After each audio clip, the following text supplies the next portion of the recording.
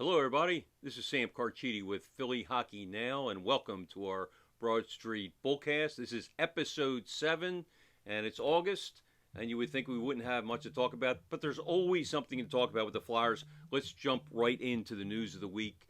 The Flyers have two players, two prospects. Tyson Foerster, the big right winger, who was their first round pick in 2020, and they also have a left winger, small guy, but a crafty guy, Elliot Desnoy, and they are both on the World Junior team for Team Canada. 10 teams are in the tournament. This tournament, of course, was canceled because of COVID last year. They started the tournament briefly in December. It was supposed to run through early January, but it was postponed. And as I mentioned, they rescheduled it. It'll start next week. It'll be next Tuesday. It'll run from August 9th to August 20th in Edmonton. I'm really anxious to see Foerster. He was added to the team. Some of the players that were originally on the team dropped out for various reasons, and Foerster was added to the team. Desnoy was always on the team, but Foerster is coming off shoulder surgery, looked good in development camp in Voorhees, and anxious to see what he can do against some top-level competition. So if you're if you're a hockey fan and you're missing this sport, tune in. All those games will be on the NHL Network again, August 9th to August 20th. I wrote a story. We'll go to the second subject, Carter Hart. I wrote a story about him a few days ago. His numbers last year, as you know, were just so-so, but they were much better than the previous years. But I look back, there's a stat out there, goals saved above expected. And it's not the traditional stat. His traditional stats were, as I said, mediocre at best. 3.16 goals against, 905 save percentage, in the middle to the bottom, probably the bottom two-thirds with those numbers. But his numbers in goals saved above expected were even worse. They were 36 out of goalies who have played at least 25 games last year. And this stat, I think it's interesting because it measures a lot of different things. It measures the quality of shots, the distance of the shots, the defensive positioning, the goalie positioning, the sticks that were in the way. And I think it's been a common refrain that Carter Hart struggled because of the Flyers and the defense. But when you put all this into the equation, Carter Hart did not have a very good year. As I said, 36 in this category. This stat measures quality of shots, not the quantity of shots. So the save percentage basically measures the quantity of shots and your saves. But this takes a lot of other things in consideration. Carter Hart, the bottom line, needs to be better this year. This is a prove-it year for Carter Hart. After two very good seasons with the Flyers, broke in with a flash, and then two disappointing seasons to me. So just keep that in mind as you're watching Carter Hart this season, which starts in mid-October. Some good news if you're a draftnik out there. The Flyers picked Alex Bump. He's a left winger from a Minnesota high school. And USA Today this week named its high school player of the year, and it was none other than Alex Bump. He was taken 133rd overall. McKean's Hockey, which I really respect, they rated him 91st.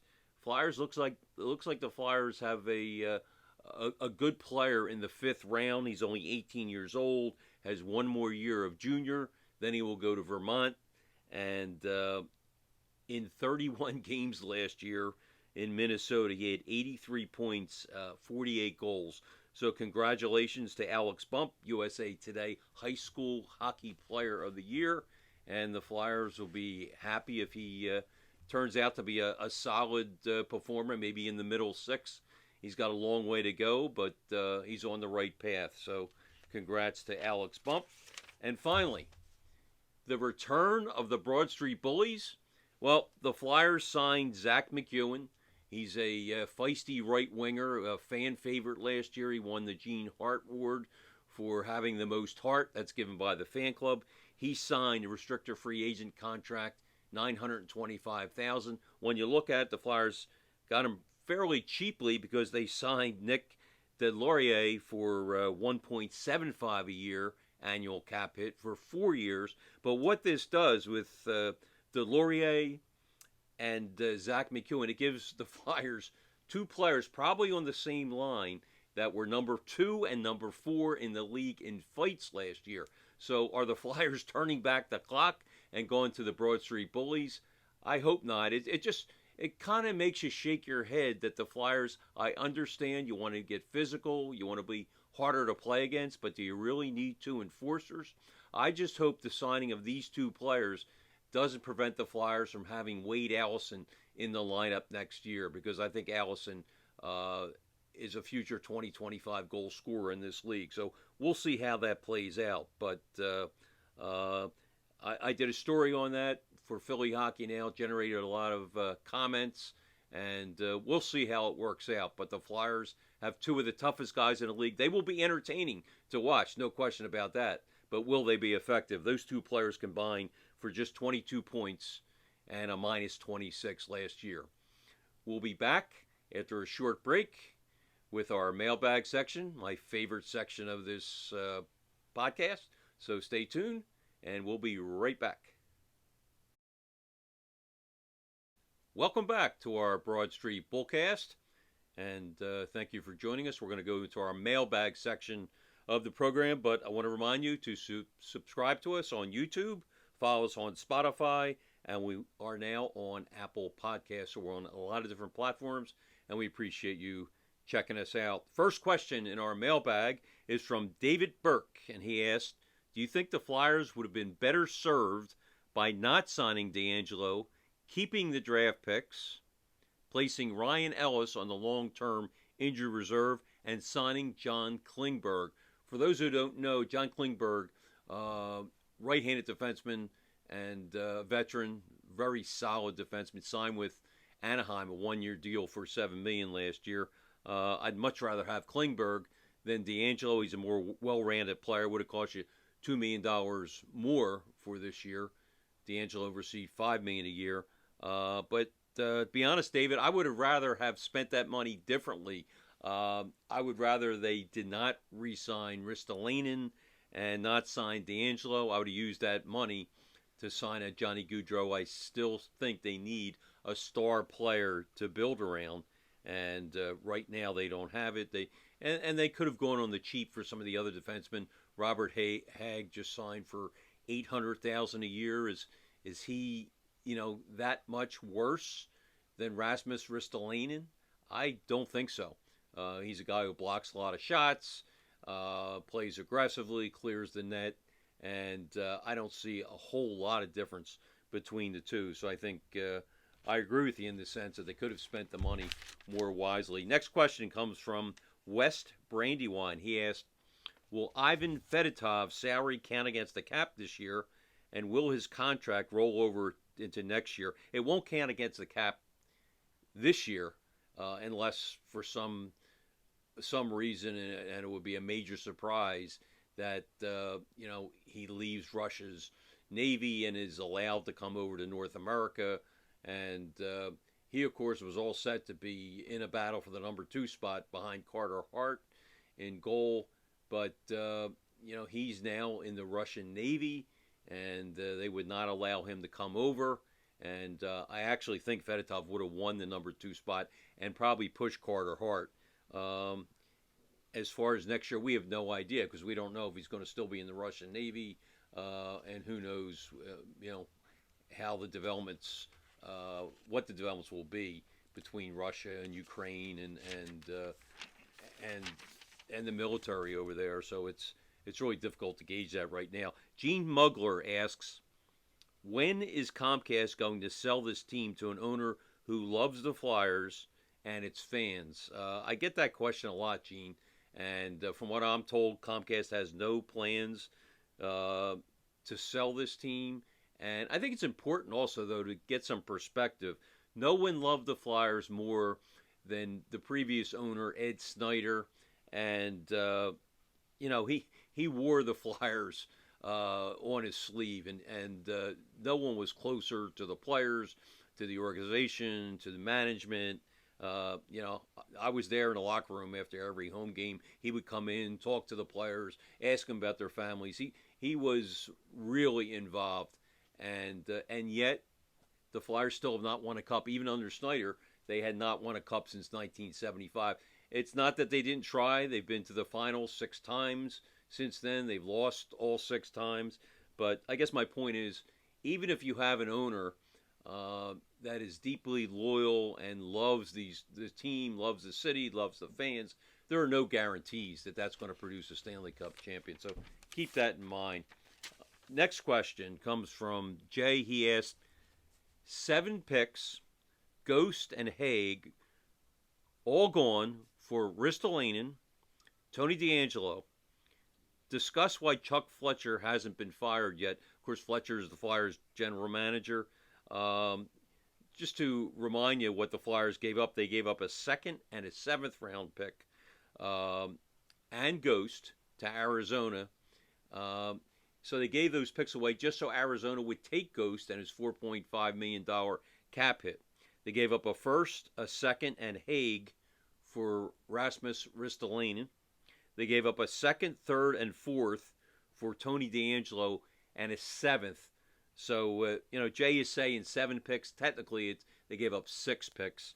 But that's I know what you're saying, because that 7th pick really, the odds are probably 10,000 to 1. That 7th round pick is going to turn into an NHL player. So you gave up a lot of picks. You gave up Ghost and Haig, and you got Ristolainen and DeAngelo. I hear your frustration, Jay.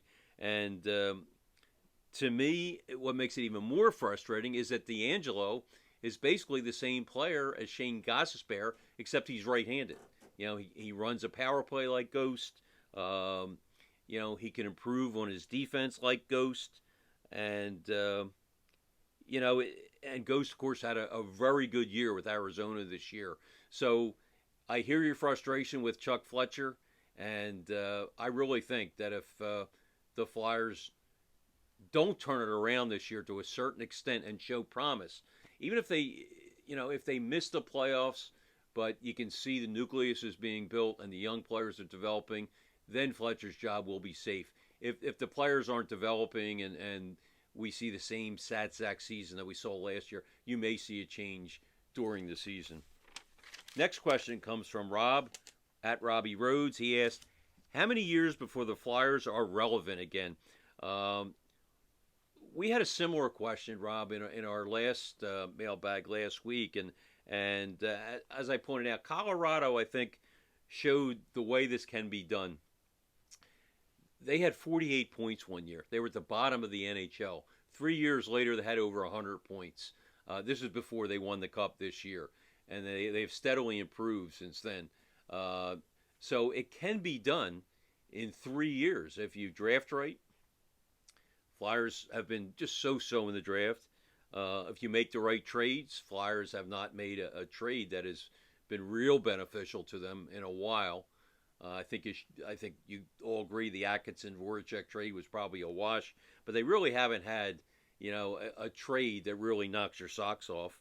And the development, we really haven't seen the development of the Konechnys and the Provorovs and some of these guys that are now, you can't even call them young anymore. They're 24, 25. They've been in the league 6-7 years. So that's an important part of the equation as well. So, but I guess the bottom line is 3 years if it's done right, and I'm not so sure this management team can do that because we have not seen a lot of positive signs so far. James Wilgus asks, what is the reason that people will attend games and watch the Comcast Flyers, that's what he calls them, other than seeing the coach lose his temper? Yeah, I think you're going to see John Tortorella lose his temper this year, but I think there's more to watch. If you're a hockey fan, this team is very interesting. You want to see Coots and Hayes and Ryan Ellis. You want to see how they bounce back from injury-plagued seasons. All 3 of those guys, their seasons were shortened last year. Hayes came back in the last 5-6 weeks, but Coots and Ellis did not play much at all. And so it's going to be interesting to watch them, interesting to watch Joel Farabee, how he comes back from the neck surgery.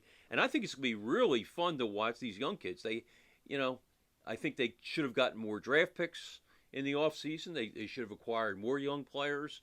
but that didn't happen. But that said, they do have some young players like Owen Tippett, Morgan Frost, Wade Allison, Cam York. I mentioned Joel Farabee. He's still young. He's 22, and he's sort of proven himself. But I think he can get to the next plateau between 25 and 30 goals. And Carter Hart, to me, is going to be very interesting to watch. And you say, well, he's been here 4 years. He's still only 23 years old. He's about to turn 24, and Carter Hart is going to be a very interesting player to watch this year. I think the Flyers, it's going to be a fun season just to watch the development. And if they fall flat on their faces, you always have the Connor Bedard watch, because if this team is in the hunt for Connor Bedard,